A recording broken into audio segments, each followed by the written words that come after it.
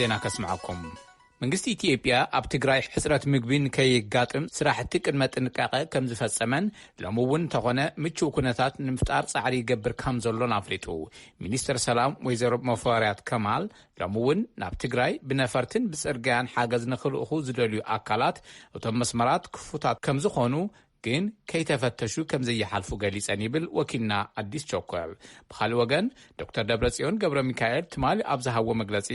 ብሓደ ገጽ ረድኤት ንክባጻሕ ተኽሲዶ ኣቢልና ሰራዊትና ካብ ትግራይ ኣውፂና እናበሉ ካብን ናብን ትግራይ ይግበር ንዝነበረ ናይ ኣየርን ምድርን ትራንስፖርት ብምዕጻው ሓገዝ ይኹን ካልኦት ኣገልግሎታት ኣቋሪጾም ከም ዝበሉ ዝዝከር እዩ ዝርዝሩ ድሕሪ ዜና ክቐርብ እዩ ናይ ሕብራት መንግስታት ቤት ምኽሪ ጸጥታ ኣብ ጉዳይ ዓብይ ግድብ ህዳሴ ሎሚ ዘካየዱ ኣኼባ ዝተፈለየ ለውጢ ከም ዘየምጽእ ኢትዮጵያውያን ሰሙያ ናይቲ ዘፈር ገሊጾም ግድብ ህዳሴ ምስ ዓለም ለኸ ጸጥታ ኣይራኸብን ኢሎም ኣብ ግድብ ህዳሴ ሓላፊ ናይ ኢትዮጵያ ተደራዳሪን በዓል ሙያን ኢንጂነር ጌዲዮን ኣስፋው ኣብ ሕብራት መንግስታት ቀዋሚ ልኡኽ ኢትዮጵያ ኣምባሳደር ታየ አጽቀ ስላሴ ግድብ ህዳሴ ካብ ሓላፍነት ቤት ምኽሪ ጸጥታ ወጻኢ እዩ ክብሉ ኢትዮጵያ እቲ ጉዳይ ናብ ቤት ምኽሪ ምኻዱ ከም ዘይትድግፍ ገሊጾም እዮም ኢትዮጵያ ነቲ ጉዳይ ምምላእ ንዓለም ለኸ ሕጊ ዝጠሓሰ እዩ ክብላ ግብፅን ሱዳንን ይኸሳ ይብል ጸብጻብ ከነዲ ኣባተ ናይ ኣምሓራን ትግራይን ህዝብታት ዝተዋለዱን ዝተኣሳሰሩን ብምዃኖም ብናይ እዋኑ ወረ ከይተደናገሩ ኣብ ዘላቒ ምትእስሳሮም ጠመተ ክህቡ ኣለዎም ኢሉ ምንቅስቓስ ዴሞክራሲያዊ ሓይሊ ኣምሓራ ዝተባሃለ ውድብ እቲ ፓርቲ ኣብ ዝሃቦ መግለጺ ሎሚ ኢትዮጵያ ካብ ውሽጥን ወጻእን ዝገጠማ ፈተና ንምምካት ህዝብታት ብሓድነት ጠጠው ክብሉ ይግባእ ኢሉ ብመስመር ጸረ ኣምሓራን ጸረ ኢትዮጵያን ሃገር ንምፍራስ ንዝመጹ ዝበሎም ሓይልታት ንምቅላስ ድልው እዩ ኢሎም ናይቲ ውድብ ናይ ምርጫ ኣተሓባባሪ ኣቶ ምርጫው ስንሻው ብፍላይ ድማ ሎም ቅነ ሕወሓት ኣብ ልዕሊ ህዝቢ ኣምሓራ ዝኣወጆ ዝበልዎ ኩናት ንምምካት ኣብ ጎኒ መንግስቲ ጠጠው ንምባል ከም ዝተዳለወ ሓቢሩ ይብል ጸብጻብ ኣስቴር ምስካናው ካብ ባህር ዳር ወልቃይት ጸገደን ራያን ደጊምካ ብሓይሊ ንምውሳድ ዝግበር ምንቅስቓስ ብወገን ህዝቢ ክልል ኣምሓራ ተቐባልነት የብሉን ክብሉ ኣመሓዳሪ ክልል ኣምሓራ ኣገኘሁ ተሻገር ትማሊ ምዝራቦም ይዝከር ንመቐለን ንብርክት ዝበሉ ከባቢታት ትግራይን መሊሶም ዝተቆጻጸሩ ሓይልታት ትግራይ በክልል ኣምሓራ በሓይሊ ዝተወስዱ ምዕራብን ደቡብን ትግራይ ናብ ክልል ትግራይ ክሳብ ዝምለሱ ኩናት ጠጠው አይነብልን ምባሎም ይዝከር ብኻልእ ዜና ኣማኻሪ ፕሬዚዳንት ክልል ትግራይ ኣቶ ጌታቸው ረዳ ሎሚ ብትዊተር ኣብ ዘርግሕዎ ተኸታታሊ መልእኽቲ ናይ አብይ አሕመድ ኢሎም ዝጸውዕዎ ሰራዊት ምክልኻል ብወሳኒ መልክዑ ብሰራዊት ትግራይ ካብ ዝስበር ንድሓር ብኣሽሓት ዝቑጸሩ ገባራት ኣምሓራ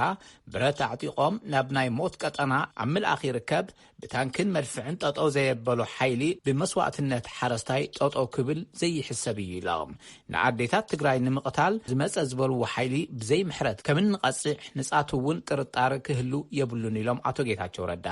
ብፈኸራ ጠጠው ዝብል ወፍሪ ኣይጀመርናን ዝበሉ ኣቶ ጌታቸው ብናይ አብይ እኩይ ተግባር ኢሎም ዝጸውዑ ዕላማ ዝሕሎ ናይ ኣምሓራ ክብሪ የለን ናይ ሰብ ንብረት ብምዝራፍ ዝሕሎ ናይ ኣምሓራ ክብሪ የለን ንሓረስታይ ብምህላቕ ዝሕሎ ናይ ኣምሓራ ክብሪ የለን ኢሎም ኣቶ ጌታቸው ጸልእና ምስ ህዝቢ ከይኮነስ ምስ ሸፋቱ እዩ ንአብይን ሸፋቱን ዘድሕን ምድራዊ ሓይሊ የለን ኢሎም ኣማኻሪ ፕሬዚዳንት ክልል ትግራይ ኣቶ ጌታቸው ረዳ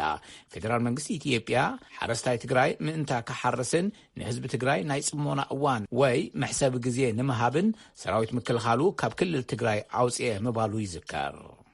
ናይ ኣበበች ጎበና ማሕበር ልምዓት ምሕብሓብ ህፃናት ኣብቶም ዝሓለፉ 41 ዓመታት ንልዕሊ 100,000 ህፃናት ስልጠና መሃቦ ኣፍሊጡ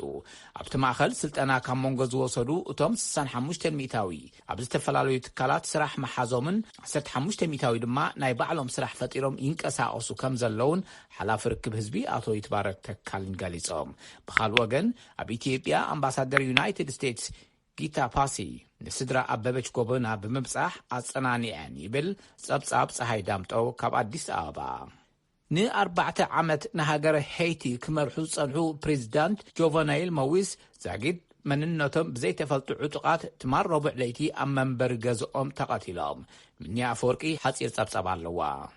በቲ ዝነበረ ምልውዋጥ ተኽሲ በዓልቲ ቤት እቶም ፕሬዚደንት ማርቲን ማዊስ ብከቢድ ክቆስላ ከለዋ ድሕሪ ዝተገብረለን ክንክን ሕክምና ኣብ ዝተረጋግአ ኩነት ከም ዘለዋ ተፈሊጡሎም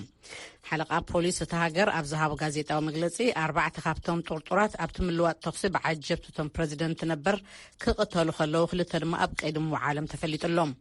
ንቕትለት እቶም ፕረዚደንት ኣመልኪቶም መራሕቲ ብዙሓት ሃገራት ኩነኔኦም ይገልጹ ኣለዉ ዋና ጸሓፊ ሕብራት ሃገራት አንቶኒ ጉተሬዝ ነቲ ቅትለት ድሕሪ ምኹናን ንፈጸምቲ ገበን ናብ ፍርዲ ንምቕራብ ቤት ጽሕፈቶም ኣብ ጎድኒ ህዝቢ heይቲ ከም ዘሎ ገሊጾም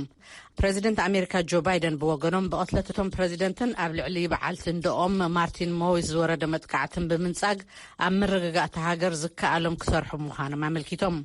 ካብቶም ኩነኔኦም ዘስምዑ መራሕቲ ርእሰ ሊቃነ ጳጳሳት ካቶሊካዊት ቤተ ክርስቲያን ፍራንሲስ ካብ ቫቲካን ፕረዚደንት ሪፐብሊክ ዶሚኒካ ሉዊስ አቤናድር ፕረዚደንት ቺሌ ሰባስቲያን ፔኔራ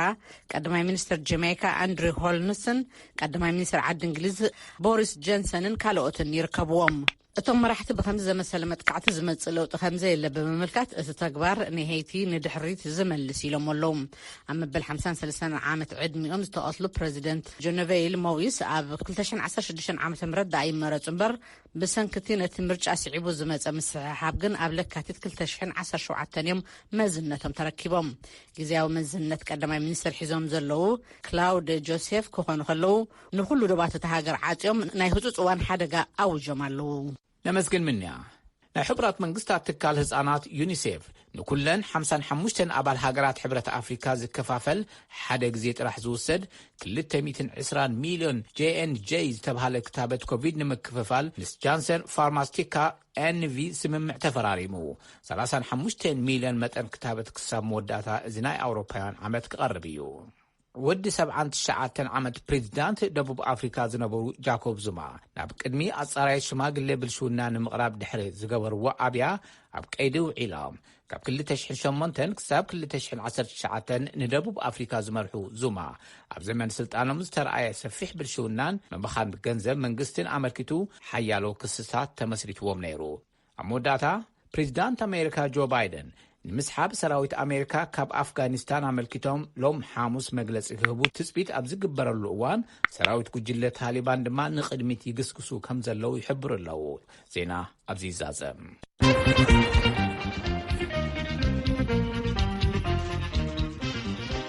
ንዜና ገብረና መስገን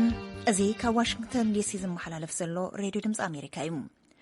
ናብ ስዕብ መደባትና ክንሰግር መንግስቲ ኢትዮጵያ ኣብ ትግራይ ሕጽረት ምግቢ ንኸየጋጥም ስራሕቲ ቅድመ ጥንቃቐ ከም ዝፈጸመን ሎሚ እውን እንተኾነ ምቹው ኩነታት ንምፍጣር ጻዕሪ ይገብር ከም ዘሎ ኣፍሊጡ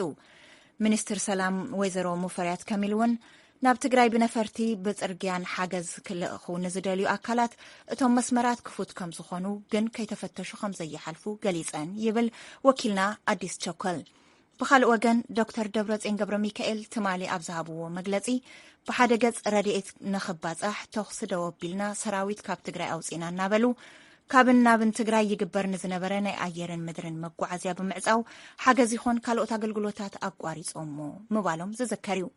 በትረ ስልጣን ዝርዝሩ ካቕርቦ እዩ መንግስቲ ኢትዮጵያ ባዕላዊ ምቁራጽ ተጻብኦ ንኽትግበር ወሲኑ ካብ ትግራይ ንክወጽእ ዝተገብረ መበገሲኡ ህዝቢን ኣገዳሲ ሰብኣዊ ኣገልግሎት ንክረክብ ስለ ዝተደለየ እዩ ኢለን ሚኒስትር ሰላም ኢትዮጵያ ንቪኦኤ ኣብ ዝሃበኦ ቃለ ምልልስ ስንወጣ ከመቀሌ ለጊዜው ስንወጣ ወደ 384,000 በላይ ንግዚኡ ካብ መቐለ ክንወጽእ ከለና ልዕሊ 380,000 ኩንታል እኽሊ ኸዚና ኢና ወፂና ህዝቢ ኸይጽገም ኣገልግሎት ንኽረክብ ምስ መንግስቲ ተሓባቢሮም ዝሰርሑ ዳርጋ 5 ዓለም ለኸ ትካላት ኣለዉ ስራሕቶም ንኸፈጽሙ ዘኽእል ዓቕሚ ፈጢርና ኢና ወፂና ከም ኣገላለጻተን ሚኒስትር ብግዚያዊነት ሰራዊት ፌደራል ካብ ትግራይ ክወጽእ ከሎ 384,000 ኩንታል እኽሊ ንትካላት ረድኤት ገዲፉሎም እዩ ወፂኡ ይብላ ካብዚ ዝሰገረ ኢለን ንሰን ንእዋን ክረምቲ ስራሕቲ ሕርሻ ዝውዕሉ እታወታት ናይ ምስራሕ መደብ ከም ዝተፈጸመ እውን ጠቒሰን ይኹን እምበር ጻዕርታት ምቅርራብ እታወታት ብሕወሓት እንቅፋት የጋጥሞ ነይሩ ይብላ ከ20 በላይ የሚሆኑ ወረዳዎችም ላይ ስርጭት አካሂደናል ኣብ ልዕሊ 20 ወረዳታት ዓዲልና ኢና ኣብቶም ዝተረፉ ወረዳታት ግን ናይ ሕወሓት ናይ ምትዕንቓፍ ስራሕ ተጠናኺሩ ስለ ዝቐጸለ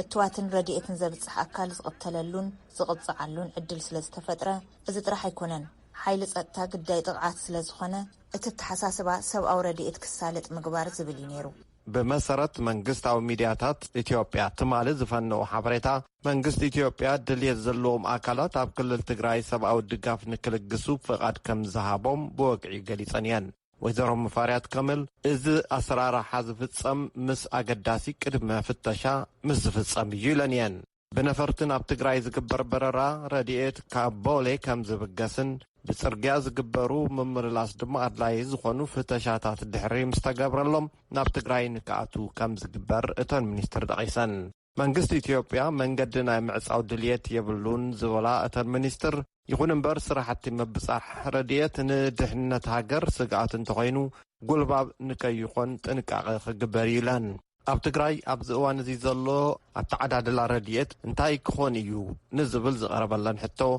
أب تكلل بزلو حيل إزوسن كم تبالا ريبورترنا أدس جوكول زغلا أخو زين حبيرو إذا كم زي لكالو تمالي أب تلفزيون تقراي مجلس زهابو ناي تكلل بريزيدنت دكتور دبرتيان غبر ميكائيل وررت زبلوم حيلتات نهزبي تقراي نمصنات طيت ميت صوتاوي غبنن نبرت مبراسن زبلو ناي طفات باكيجات حانصيصوم أب لعل حزب تقراي زي يقارص طفات يكايدلو ስለዝኾነ ማሕበረሰብ ዓለም እቶም ወረርቲ ኣብ ልዕሊ ህዝቢ ትግራይ ይፍጽምዎ ኣለዉ ንዝበልዎ ዘርኢ ናይ ምጽናት ገበን ተገንዚብኩም ክውሰድ ዘለዎ ስጉምቲ ብንጹር መርገጺ ሒዝኩም ኢኹም ህዝቢ ረድኤት ንክበጽሖ ዝከኣለኩም ጌርኩም መንግስትን ህዝብን ትግራይ ድማ የመስግነኩም ኢሎም እዮም እንተኾነ ሓደ ነገር ክፍለጥ ኣለዎ ይብሉ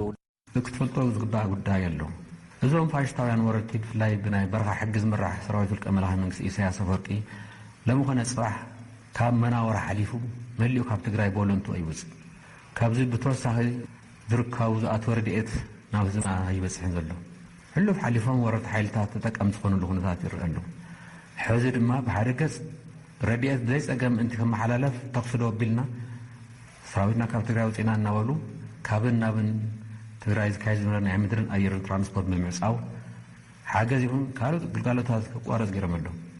ዶክተር ደብረጽዮን ኣብ ዘረብኦም ናይ ቴሌኮሙኒኬሽንን ካልኦት ኣገልግሎታትን ብምቁራፅ ህዝቢ ትግራይ ናይ ምጽናት ገበን ሎሚ እውን ቀፂሉ ኣሎ ስለዝኾነ ኣብ ልዕሊ እቶም ንሶም ወረርቲ ዝበልዎም ብፍላይ መራሕቲ እቲ ወራር ንዝብልዎም ውልቀ መላኺ ኢሎም ዝጠቐስዎም ንፕረዚደንት ኢሳያስ አፈወርቂ ከምኡውን ፋሽስታዊ ዝበልዎም ቀዳማይ ሚኒስትር ኣብይ ኣሕመድ ኣብ ዓለም ለኸ ቤት ፍርዲ ቀሪቦም ክፍረዱን ዝተፈናቐለ ህዝቢ ትግራይ ህጹጽ ረድኤት ንኽበጽሖ ድጋፍ ንኽገብርሉ ህዝብን መንግስትን ትግራይ ጻውዒት የቕርቡ ኣለዉ ኢሎም ዶክተር ደብረጽዮን ብዛዕባ ዘመሓላልፍዎ መልእኽቲ ካብ ኣዲስ ኣበባን ኣስመራን ብቐጥታ ዝተዋህቡ ግብረ መልስታት ዛጊዳ ኣይተሰምዑን እንተኾነ ሰበስልጣን ኤርትራ ቅድሚ ሎሚ ብመሰረት ዝሃቦ ርእቶ መንግስቲ ይኹን ሰራዊት ኤርትራ ረድኤት ናብ ህዝቢ ንኸይባጻሕ ዓንቂፎም ኣይፈልጡን ጉድኣት እውን ኣውሪዶም ኣይፈልጡን ከም ዝበሉ ዝዝከር እዩ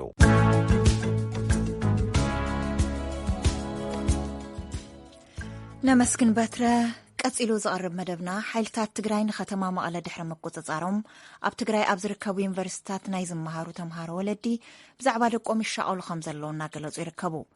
VOA ዘዘራረቦም ኣብ ዩኒቨርሲቲ መቐለ ካብ ዝርከቡ ተምሃሮ ከም ዝበልዎ ክሳብ ሕዚ ድሕንነቶም ዝተሓለወ ምዃኑ ብምሕባር ግልጋሎት ባንክን ስልክን ግን ብዘይ ምኽፋቱ ከም ዝተጸገሙ እዮም ሓቢሮም ሙልጌታ ጽባሃት ዘራሪብዎም ኣሎ ናብ ክስከረኩም ቅድሚ 10 መዓልታት ነይሩ ሓይልታት ትግራይ ንከተማ መቐለ ዝተቆጻጸሩ ካብቲ ዕለት ጀሚሩ ድማ ኣብ ትግራይ ኣብ ዝርከቡ ዩኒቨርሲቲታት ናይ ዝመሃሩ ተምሃሮ ወለዲ ብዛዕባ ደቆም ይሻቀሉ ከም ዘለዉ ብዝተፈላለዩ ማዕኸናት ዜና እናገለጹ ጸኒሖም ኣብዚ ሕዚ እዋን እቶም ተምሃሮ ዘለውዎ ኩነታት ንምሕታት ናብ ዩኒቨርሲቲ መቐለ ከይደ ዝተፈላለዩ ተምሃሮ ዘራሪቦም ቴድሮስ ሹራ ዝተባሃለ ኣብቲ ዩኒቨርሲቲ ካልኣይ ዓመት ተምሃራይ ማኔጅመንት እዩ እስካሁን የሌላውን ግቢ ባላውቅም እኛ ጋር እዚህ ግቢ ኖርማል ነው ምንም የሆነው ነገር የለም እነሱም ከገቡ በኋላ ምንም ሰላም ነው እስካሁን የለንም በትምህርቱ አሁን ነገ ፋይናል እንጀምራለን ክሳብ ሕዚ ኣብ ዝቐጽሪ ሓድሽ ነገር የለን ብዛዕባ ካልኦት ቀጽርታት ዝፈልጦ የለን ኣባና ግና ስሩዕ ኩነታት እዩ ቀጺሉ ዘሎ ንሳቶም ካብ ዝኣቱ ሰላም እዩ ዘሎ መጠቃለል ፈተና ጽባሕ ክንጅምር ኢና ክሳብ ሶሉሲ ተባሂሉ ዘሎ ኣገልግሎት ምግቢ እውን ኣሎ ኣይተቋረፀን ከም ናይ ቀደም ዋላ ተዘይኾነ ኣሎ ከይበላዕና ይንሓድርን ባንኪ ስለ ዝተዓጽወ ቅርሺ ብኢድና የብልናን በዚ ድማ ተጸጊምና ኣለና ተዝኽፈት ስልክ እውን ኣይሰርሕን ምስ ስድራ ክንራኸበ ይከኣልናን እዩ ዝበለም ኣጁሉ ታኦ ዝተባሃለት ካብ ክልል ጋምቤላ ዝመጸት ናይ ማስተርስ ዲግሪ ናይ ኮሚኒቲ ዴቨሎፕመንት ተምሃሪት ቦገናም በጀመራ አካባቢ ትንሽ ስጋት ነበረ ምክንያቱም የተለያየ ኢንፎርሜሽን በየደቂቃው ስለምናገኝ ማለት ነው ግን በአሁኑ ሰዓት ላይ በጣም እየተረጋጋ ነው ያለው ግቢ ውስጥ ያለው ሁኔታ። ያው የቤተሰብ ሁኔታ እኛ ባናቀውም እንደሚጨነቁት ኣብ ፈለማ ግዜያት ቁሩብ ስጋት ነይሩና ዝተፈላለዩ ሓበሬታታት ይዝረቡ ነይሮም። ኣብዚ ሕዚ እዋን ግና ዝተረጋግዐ ኩነታት እዩ ዘሎ። ኩነታት ስድራና ኣይንፈልጥን ይጭነቁ ይኾኑ ኢልና ኢና ንሓስብ። እቶም ፍሉይ ሓይሊ ኣትዮም እዮም። ካብቲ ፈለማ ዝነበረ ብጣዕሚ ተረጋጊዑ ይርከብ። ኩነታት ባንኪ ስልክን ዘይምህላው ኣጸጋሚ እዩ። መብራህቲ ሕዚ መጽኡ ኣሎ። ካብ ባንኪ ኣቐዲምና ቅርሺ ብዘይ ምውፃና ቅድሚ ሕዚ ንጥቀመሉ ዝነበርና እንዳ ምግቢ እውን ክንተኣናገደ ይከኣልናን። ሕዚ ኣብቲ ናይ ጠቕላላ ተምሃሮ ዝምገብሉ ኢና ንምገብ ዘለና። ማይ መግዝኢ ቅርሺ እውን የብልናን። ባንኪ ተዝኽፈት ስልኪ ድማ ብዙሕ ተምሃራይ ስድሮኦም ዝደኸሙን ዝሓመሙን ክህሉ ስለ ዝኽእሉ ንክራኸቡ ተዝኽፈት እያ ዝበለት። ፍቃዱ ደመቀ ዝተባሃለ ተምሃራይ ወገኑ ተምሃሮ ናብ ወለዶም ከይዶም ኣዕሪፎም ክምለሱ ከም ዝደልዩ ሓቢሩ ትምህርት ይህን ሰሞን ትጀምራላችሁ ተብለን አንዳንድ እየጀመርን ያለ ነው። ምግብም አለ ውሃም አለ። ከችግሩ አንጻር ደህና ነው። ክላስ ምናምን ዛሬ እየተማር ነበር። ለምሳሌ ኣብዚ ሰሙን ትምህርቲ ክትጅምሩ ኢኹም ኢሎም ጀሚርና ኣለና። ምግብ ኣሎ ማይ ኣሎ ምስቲ ዘሎ ፀገም ድሓን እዩ። ሎማዓንቲ ንኣብነት ትምህርቲ ነይሩና ኣብ ክፍሊ ዝበኽዩ ተምሃሮ ነይሮም። እንታይ ኮይንኩም ተተባሃሉ ስድራና ናፊቕና እዮም ዝብሉ። ስድራ ይሻቕሉ ይህለው እናበሉ እዮም ይመሃሩ ዘለዉ። ኣብዚ ሕዚ እዋን ስድራና ርኢና እቲ ፀገም ዝተፈትሐ ተንምለስ እዮም ዝብሉ። ናተይ ሓሳብ እውን ንሱ እዩ። ካብ ኩሉን ላዕል ግና ናይ ስልኪ ግልጋሎት ተዝኽፈት እሞ ንስድራና ተዝንረክብ እዩ ዝበለም። ኣብ ትግራይ ግልጋሎት ባንክን ቴሌኮሙኒኬሽንን ሕዚ እውን የለን። ግልጋሎት ኤሌክትሪክ ኣብ ገለገለ ከባቢታት ተመሊሱ ኣሎ። ግልጋሎት ትራንስፖርት ድማ ኣብ ውሽጢ ክልል ተጀሚሩ ይርከብ። ንድምፂ ኣሜሪካ ሙልጌታ ጽባሃ መቐለም። ነመስግን ሙልጌታ። እዚ ሬድዮ ድምፂ ኣሜሪካ እዩ።